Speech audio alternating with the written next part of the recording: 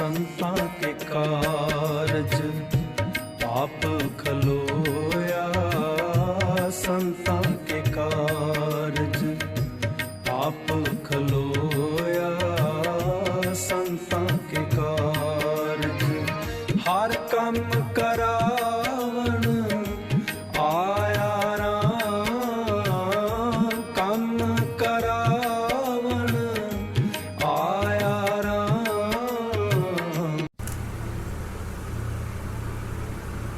वाहिगुरू जी का खालसा, श्री वाहिगुरू जी की फतेह।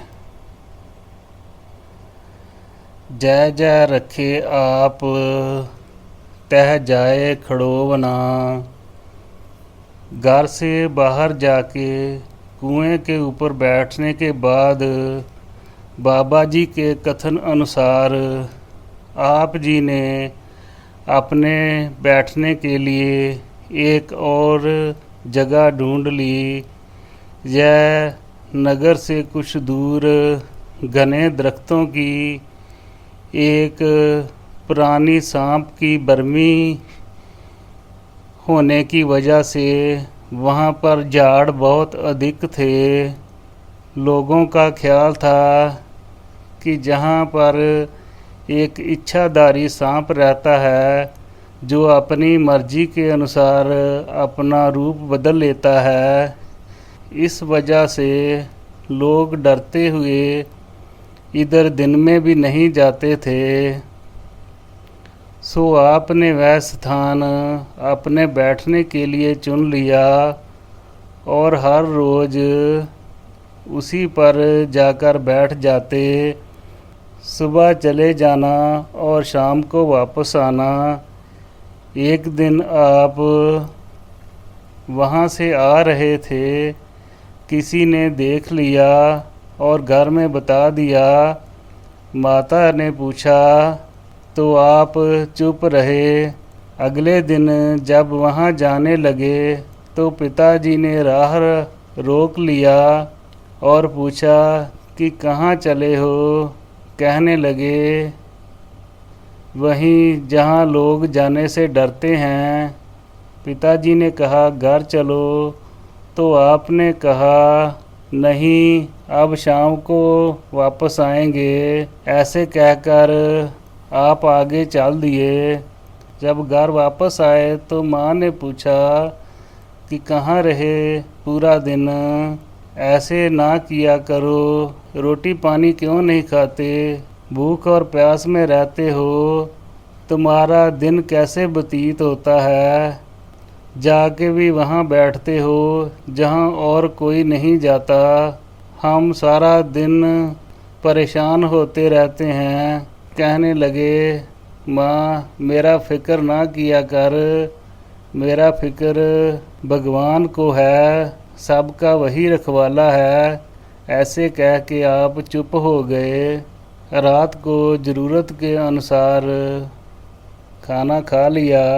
अगले दिन सुबह घर से चलने लगे तो माता जी ने आवाज़ देकर रोक लिया। कहने लगी पूरा दिन भूखा क्या करोगे, दूध पी के जाओ।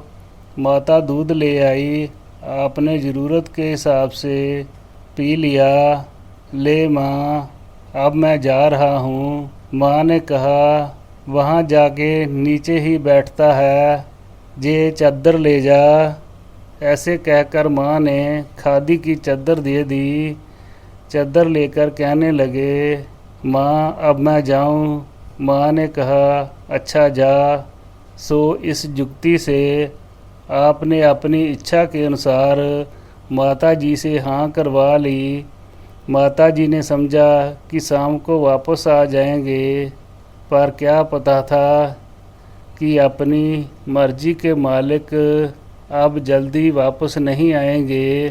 फिर तकरीबन 12 से 15 साल घर में नहीं आए।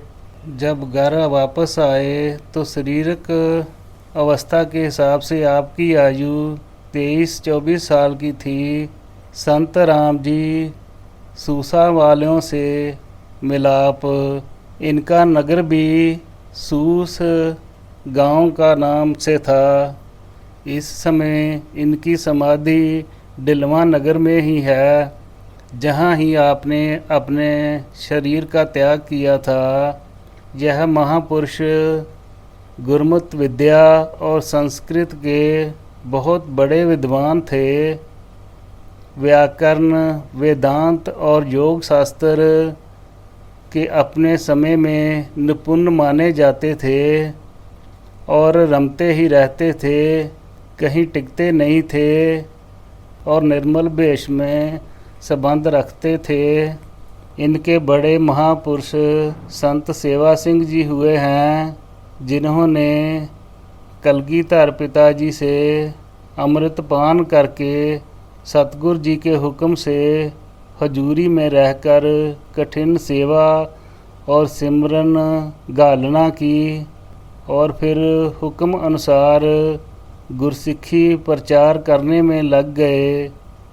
संत सेवा सिंह जी ने 36 साल लगातार गुरु के हुक्म अनुसार संगतों को जल पिलाया। मशक से पानी भर के 8 पहर अपने पास रखते थे। सेवा में तत्पर रहना संत सेवा सिंह जी से वरुसाए हुए संत दीवान सिंह जी से वरुसाए संत मस्तान सिंह अमृतसरिया थे। इनकी रिहाइश बाबा अटल जी के पास धर्मशाला में है। बाबा जी महाहरनाम सिंह जी यह सब कुछ अपने मुख्य से बोलकर लिखवाते थे। गुरु विधान के अनुसार आपने बताया था। उस वक्त धर्मशाला के नाम 500 गुमा ज़मीन थी और 2 कुएं लगे हुए थे। संत मस्तान सिंह जी के पिताजी बाबा स्वरूप सिंह कावकोश के महाविद्वान थे। संत मस्तान सिंह जी से वरसाए हुए संत मल सिंह जी पंडोरी निजरा दुआबे में है। इनका गोत रोको है। जन्म नगर बड़ूंदी लुधियाने में है, कहीं और भी हो सकती है, क्योंकि इस एक नाम के गांव शहर में कई और भी इलाकों में इस नाम के गांव हैं। खैर, संत माल सिंह जी पहले महाराजा रंजीत सिंह जी के घोड़सवारों में नौकरी करते थे। उस वक्त 5 रुपये महीना तनख्वाह ली थी। नौकरी छोड़ के संत मस्तान सिंह जी सेवक बन गए।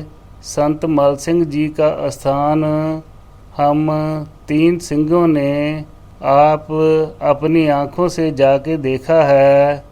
इस वक्त वहाँ संत अमोलक सिंह जी हैं।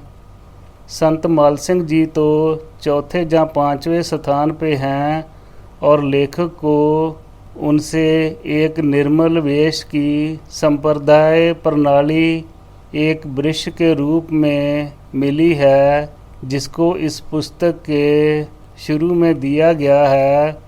वहाँ से दर्शन करो, फिर पता लगता है संत सेवा सिंह जी से कितनी गिनती से ये सारे संत महात्मा हुए हैं। अब हम बाबा जी के इतिहास की तरफ चलते हैं। सो बाबा जी का मिलाप किसी जगह इनसे बाब संत राम सिंह जी से हुआ। बाबा जी के कथन अनुसार हमने उनसे पहले गुरु घर की विद्या पढ़ी, बाब की गुरबानी का पाठ और विचार सीख लिया था। फिर संस्कृत के कई ग्रंथ पढ़े और विचारे जो हेठां दर्ज हैं। उनको बेनती करके महाराज हमें भी सिमरन की जुगती बता दें। उत्तर में संत राम सिंह जी ने जपजी साहिब का पाठ करने का उपदेश दिया और कहा कि यह सारी वाणी का सिद्धांत है और वाणी इसकी व्याख्या है, जिसका जितना भी अभ्यास हो जाए उतना ही अच्छा है। मूल मंत्र भाव पहली पौड़ी का सिमरन भी करना चाहिए है, पर आप पहले जपजी साहिब का लगातार सिमरन करो, क्योंकि बाबा जी की अत्यंत कठिन विद्या अभ्यास देख के और इनकी तीक्ष्ण बुद्धि, बारीक संस्कृत के ग्रंथों के सिद्धांत को समझ के उनको प्रसन्न किया था और पढ़ते पढ़ते न्याय और योग शास्त्र के बेअंत श्लोक ज़बानी याद कर लिए थे। कई बार बहुत सारे ग्रंथों का सिद्धांत मिला के ऐसा अर्थ सिद्ध करना कि उनको सुन के आपने अति प्रसन्न हो जाना। संत राम सिंह जी ने किसी और विद्वान से कोई विचार विमर्श करनी तो कई बार आपने पहले अपने विद्या गुरु से हुक्म लेकर थोड़े समय में ही उस विद्वान को उत्तर देकर प्रसन्न कर देना। इन बातों से प्रभावित होके संत राम सिंह जी इनका बहुत सत्कार किया करते थे। जब बाबा जी को संत राम सिंह जी ने श्री जपजी साहब के पाठ करने का हुक्म दिया तो उत्तर में आपने पूछा कि कितना अभ्यास करना है, भाव कि कितने पाठ रोज करने चाहिए। तो उन्होंने कहा कि बेगिनत और बेअंत को मिलने के लिए खुद भी बेअंत ही होना पड़ेगा, इसलिए आपको ही समझना पड़ेगा कि कितने की ज़रूरत है, अंदाज़ा लगा लो। सत वचन कह के सिर निभा दिया और नित्यनेम आरंभ कर दिया।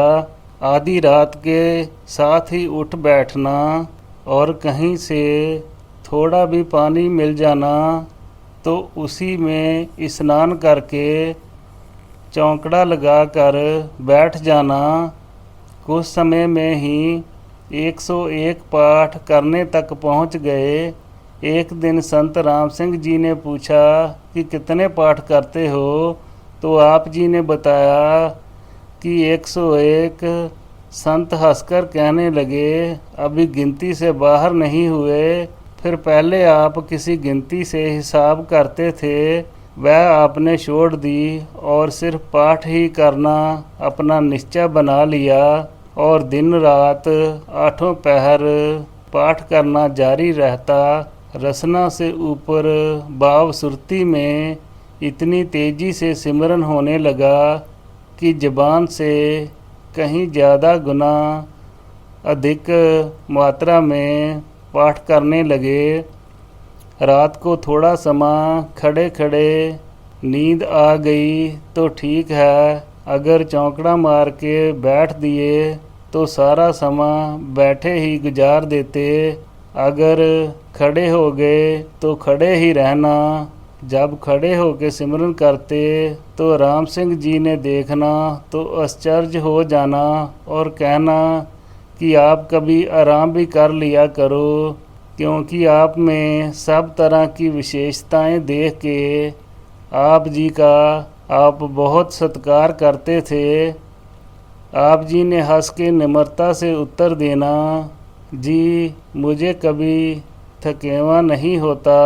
इन दिनों में एक दिन आधी रात का समय था कि संत राम सिंह जी अपने आसन से उठ के कुछ दूर गए, जहाँ पर बाबा जी चौंकड़ा मार के अपने सिमरन में मस्त थे।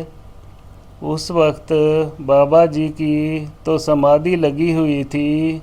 संत राम सिंह जी को बाबा जी के चेहरे से एक ऐसा नूर दिखाई दिया कि रात के अंधेरे में भी बाबा जी का चेहरा दिन के समान ही दिखाई दे रहा था। इस आश्चर्य कौतुक को देखकर संत जी अत्यंत प्रसन्न हुए। उस वक्त तो आप कुछ बोले नहीं। जब दिन हुआ तो बाबा जी को उठ के इनके पास आए। इन्होंने एक कपड़ा बिछाकर ऊपर बैठने के लिए कहा। बाबा जी ने बहुत निम्रता से उत्तर दिया कि आपके समान ऐसे कैसे बैठ सकते हैं। तो आगे से आपने कहा, नहीं, आपको बैठना ही पड़ेगा, जे हमारा हुक्म मानकर बैठ जाओ।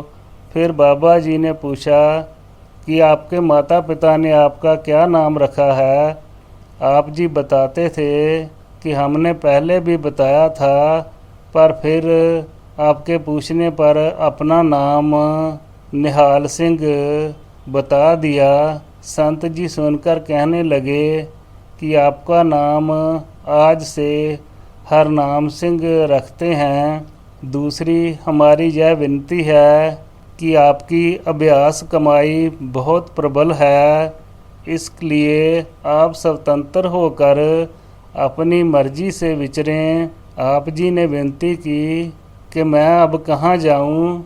संत जी ने कहा कि हमारे गुरु संत बाबा माल सिंह जी निजरा की पंडोरी में रहते हैं, अगर आपका मन माने तो वहीं चले जाओ। आपने कहा कि वह तो मुझे जानते नहीं, तो संत जी ने कहा हम चिट्ठी लिख देते हैं। ऐसा कह के उन्होंने एक पर्ची लिख दी और बाबा जी को निजरों की पंडोरी संत माल सिंह जी के पास भेज दिया। निजरों की पंडोरी। संत माल सिंह जी महाराजा रणजीत सिंह जी की नौकरी करते थे। संत मस्तान सिंह जी का उपदेश लेके नौकरी छोड़ के घर आ गए। घर से फिर अपने गुरु के पास पंडोरी निजरों में रहे। फिर कुछ समय सूसा नाम के गांव में रहे, जहां से चल के ब्यास किनारे के खिलमी नगर में आके रहने लगे। फिर पंडोरी निजरों में आकर टिक गए। आप बड़े बीतराग महात्मा थे और विद्वान भी पूर्ण थे। पंडोरी रह के 26 साल का समय पूरा करके सम्मत 1411 विक्रमी को सचखंड गमन कर गए। यह इतिहास निर्मल वेश में से 340 सभा से धन्यवाद सहित लिया गया है। संत माल सिंह जी निजरों की पंडोरी उत्तर की तरफ थोड़ी दूर पर ही एक डेरे में रहते थे। इनके पास विद्यार्थी भी विद्या पढ़ने के लिए आते रहते थे। जहाँ पर विद्या का लंगर और अन्न का लंगर दोनों ही चलते थे। सो बाबा जी इनके पास अपने गुरु की चिट्ठी लेकर पहुँच गए। पहुँचने के बाद संत जी ने चिट्ठी पढ़ के एक अलग कमरा आपको दे दिया। आप वहाँ पर रहने लगे। उन संतों के पास और भी विद्यार्थी रहते थे, परंतु उन्होंने आपस में हंसना खेलना पर बाबा जी अपने आनंद में ही मगन रहते थे। ना किसी के पास जाना और ना किसी का इनके पास आना था। अगर किसी ने इनके पास आना भी तो आपने कोई बात नहीं करनी। अगर सेवादार ने बुलाने की कोशिश भी की तो आपने आगे से कोई जवाब ही ना देना। ऐसे कुछ समय व्यतीत हुआ। एक दिन संत माल सिंह जी सारे विद्यार्थियों को इकट्ठा करके पूछने लगे कि जो संत हमारे पास संत राम सिंह जी की चिट्ठी लेकर आए हैं वह क्या करते हैं? तो उन्होंने कहा कि वह तो अपने कमरे में ही रहते हैं, जहाँ कभी कभी बाहर को चले जाते हैं, लेकिन बोलते चालते किसी से नहीं हैं।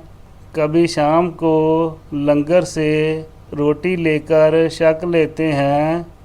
8 पहर में एक बार ही खाना खाते हैं।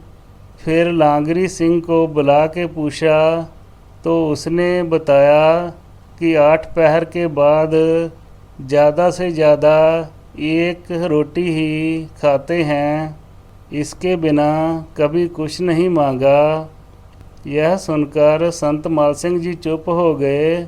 कुछ दिनों बाद संत माल सिंह जी डेरे में घूमते फिरते बाबा जी के कमरे के आगे आ गए तो बाबा जी अंदर बैठे हुए थे।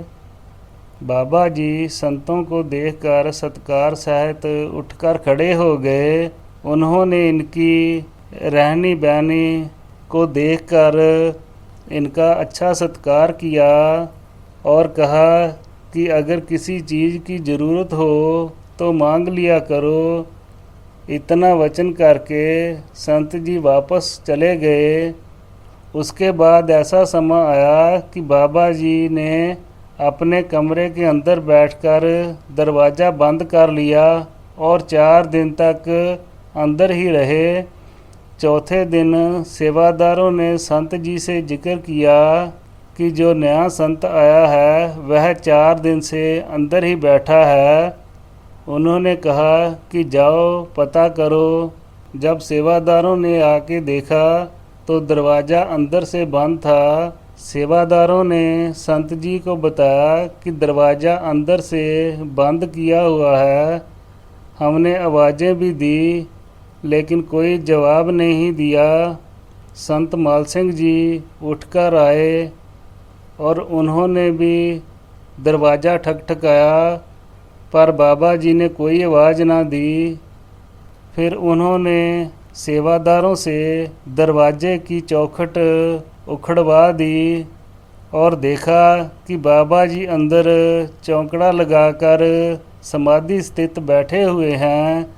यह देखकर आप वापस आ गए और उनको बुलाया नहीं।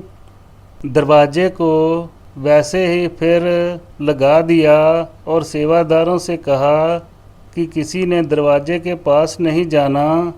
जब अपने आप बाहर आएंगे तो हमें बता देना। उस दिन शाम को बाबा जी ने समाधि खोली और बाहर आ गए। सेवकों ने संत जी को खबर दी तो संत जी सत्कार के साथ आकर मिले। पहले उन्होंने जल पानी पूछा तो बाबा जी ने दूध मांगा। दूध पीने के बाद आप बाहर चले गए। फिर बाहर से आकर आप अपने कमरे में विराज गए।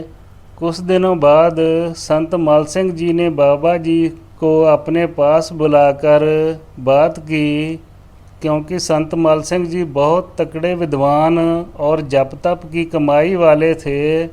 कुछ परमार्थ के बारे में बाबा जी से प्रश्न किए। बाबा जी ने यथा योग उनके उत्तर दिए। संत जी उत्तर सुनकर बहुत प्रसन्न हुए और उन्होंने संतों से उनका नित्यनेम पूछा तो आप जी ने जपजी साहब के पाठ और मूल मंत्र के सिमरन का नित्यनेम बताया। उत्तर सुनकर संत जी बहुत प्रसन्न हुए और कहा कि आप धन्य हो। इस तरह कहकर आपने हाथ जोड़कर अपनी तरफ से सत्कार किया। बाबा जी ने हाथ जोड़ के बेनती की, जी आप तो हमारे दादा गुरु हैं। तो संतों ने कहा कि उम्र से या जन्म से कोई बड़ा नहीं बनता, उसका जप तप ही बड़ा होता है। जो जप तप कमाई करेगा वह सत्कार योग है। संतों ने पूछा कोई फुरना तो नहीं बना? आप जी ने जवाब दिया, कई बार संत राम सिंह जी के पास रहने के टाइम भक्तों की बानी पढ़ते हुए यह पंक्तियाँ सुनी थी, ओए परम पुरख देवाद देव भगत हेत नरसिंह भेव। फिर हमने संत राम सिंह जी से विनती की कि हमें नरसिंह जी के दर्शन करवा सकते हैं। तो आपने कहा कि जप तप की कमाई करने से सब कुछ हो सकता है। फिर हमने उनसे पूछा था कि किस तरह, तो उन्होंने उत्तर दिया था कि नरसिंह का अवतार भक्त प्रहलाद की रक्षा करने के लिए हुआ था। उसके बाद भगवान नरसिंह की किसी ने उपासना नहीं की और ना ही ये प्रत्यक्ष किसी को दिखाई दिए। उसके बाद हमें कभी ये ख्याल फुरना नहीं हुआ। तो संत माल सिंह जी ने कहा कि हाँ यह ठीक है, लेकिन भगवान नरसिंह जी की परीक्षा बहुत बड़ी होती है। उनके दर्शन करने वाला बहुत तेज वाला होता है, लेकिन आप जिस तरह कठिन जप तप कर रहे हो, इसके आगे कोई बड़ी बात नहीं है, अगर करना चाहो तो हो जाएंगे। इस तरह वचन करके संत मल सिंह जी ने श्री नरसिंह कवच नाम का एक शब्द दिया और कहा कि इसके 5 पाठ रोज़ शाम के वक्त कर लिया करो। संतों ने कहा कि हमारा निशाना तो गुरु नानक निरंकार ही है। इसके बाद बाबा जी उठकर अपने कमरे में चले गए। इस वचन के कुछ दिनों बाद संत माल सिंह जी डेरे में घूमते फिरते बाबा जी के कमरे की तरफ चले गए। जाकर दरवाजे के आगे खड़े हो गए। बाबा जी समाधि में बैठे रहे। उस वक्त संत जी को बाबा जी की जगह भगवान नरसिंह का रूप दिखाई दिया और बेअंत तेज नजर आया। तो संतों ने आवाज़ दे के बाबा जी को कहा, महापुरुषों संभल जाओ। 3 बार यह आवाज़ दी। आवाज़ सुन के बाबा जी ने नेत्र खोले तो संतों ने कहा कि आप तो खुद ही भगवान नरसिंह बन बैठे हो। बाबा जी ने कहा, जी हमें तो कुछ पता नहीं। संतों ने कहा कि हमने प्रत्यक्ष सब कुछ देखा है और आपकी इच्छा पूरी हो गई है। बाबा जी ने कहा, जी हमें तो दर्शन नहीं हुए। तो संत माल सिंह जी ने कहा कि जब आप ही उनका रूप हो गए हो तो दर्शनों वाली बात पीछे नहीं रह गई। चलो कभी दर्शन भी हो जाएंगे। फिर संत माल सिंह जी ने आप जी का नाम पूछा। आप जी ने बताया, जी संत राम सिंह जी ने मेरा नाम हरनाम सिंह रखा है। तो संत माल सिंह जी ने कहा कि नहीं, आपका नाम महाहरनाम सिंह है, लेकिन अब आप जहाँ से चले जाइए अपनी इच्छा के अनुसार विचरें। यह हमारी विनती है, हुक्म नहीं, क्योंकि कहीं हमारा कोई सेवादार आपकी कोई बेअदबी ना कर दे, फिर बहुत मुश्किल बन जाएगी। तो आप जी ने पूछा कि हम कहाँ जाएं? तो संत जी ने कहा कि पूरी पृथ्वी आपकी ही है। आपके रहने योग्य पवित्र जगह अमृतसर है, आप वहाँ चले जाओ। सो इस प्रकार उनका वचन मानकर आप अमृतसर की तरफ चल पड़े। सुना है यहाँ संत काहन सिंह जी संत मल सिंह जी के चेले थे, उनके पास आकर टिक गए। वाहिगुरु जी का खालसा, श्री वाहिगुरु जी की फतेह।